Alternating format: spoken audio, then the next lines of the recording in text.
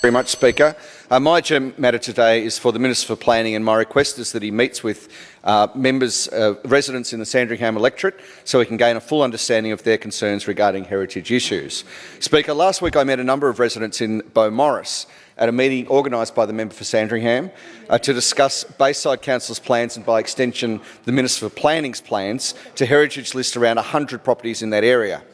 Now, this has caused all sorts of problems for those residents. They don't know what's going to happen. They don't know if they're going to get overlays on their residences. They don't know if it's going to restrict them from being able to do any necessary repairs or maintenance work.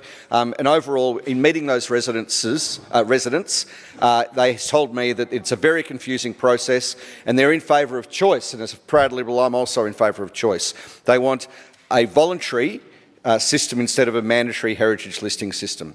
The rights of property owners are being trampled on by this government, and I believe that the government should get a full understanding of what those impacts are going to be with the minister going out and speaking to these Beaumaris residences. They could take their issues to VCAT, but VCAT is too expensive for the average resident, and of course we've got a backlog in VCAT that's just horrendously long, so that would just take too much time. It should be acknowledged by the government that that different suburbs have different standards for heritage listings. We can't compare a 120-year-old Edwardian home to a 60-year-old modern design in Bayside. So the people that have the most to lose are those residents who bought their homes without knowing that there was going to be this whole heritage fight over it. The council has said that the residents should get heritage consultants. They are expensive, and the council has budgeted for 90 new heritage homes. They've got their own heritage consultants, and consequently 100 of those homes in the area have been identified by the council's heritage consultant. Again, the residents are just very concerned that this is going to be an issue that's going to impact them into the longer term. The solution, Speaker, is to have a voluntary process.